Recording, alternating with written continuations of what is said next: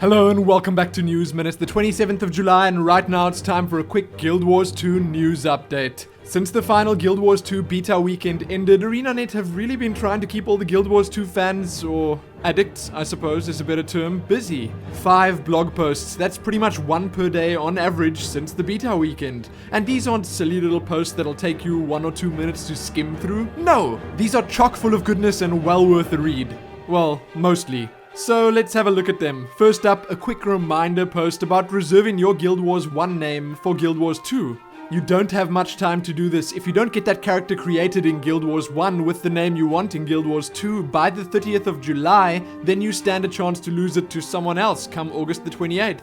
Or the 25th. And that would kind of suck. Speaking of sucking though, you can't reserve single names, only names with surnames, seeing that you can't create characters with single names in Guild Wars 1.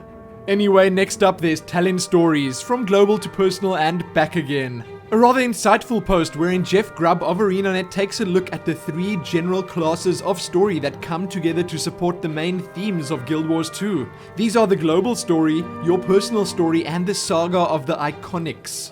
The first and biggest story is the story of the world, which is portrayed on the largest canvas. This is the tale of the awakening of the Elder Dragons and the threat they pose to Tyria. The second weaves through this large tapestry and is the thread of your character's personal story. The third type of story supports both the world and the personal stories. The story of the iconic characters in Guild Wars 2, Zoja, Logan, Ritlock, Kaith, and Air. Each of these story types is an independent contributor to the greater whole that is Guild Wars 2, and this blog post will tell you all about them and all about what makes Guild Wars 2 so different. The next post is another fully related to Guild Wars 1. It seems like they really want us playing that first game. This one is John Stoom's Guide to the Hall of Monuments. Countless new players have been introduced to the world of Tyria thanks to the overwhelming excitement building for Guild Wars 2. But did you know that you can acquire unique rewards in Guild Wars 2 based on your accomplishments in the original Guild Wars? Thanks to the Hall of Monuments you can, and if you're looking to make sure you're starting Guild Wars 2 in style, then this blog post is for you.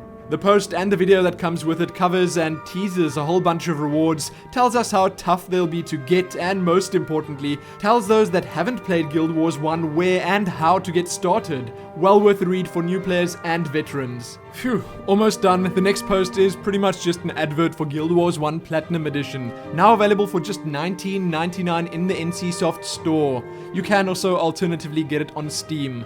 Last up, what's probably the most interesting of the lot, a video series about the pillars of Guild Wars 2 gameplay. Not too long ago, ArenaNet released their MMO Manifesto video, a high-level look at the philosophy behind the design of the game, and now, as we approach the launch date, seems to be the perfect time to hear about the outcome of that design philosophy with a look at the core ideas that the game is built on: personal story, dynamic events, combat, and PvP.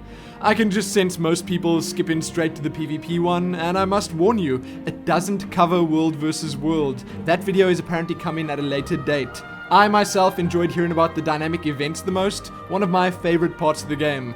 Along with everything else, I guess. So if you're not sure you'll last a whole month without Guild Wars 2 and want something to do, check all these blog posts out below, or, even better, get yourself that Guild Wars 1 Platinum Edition to see where it all began. That's it for this episode. Remember to check the description below this video for everything that I spoke about, like the video and do all that other good stuff, and most importantly, happy waiting for Guild Wars 2, or playing Guild Wars 1.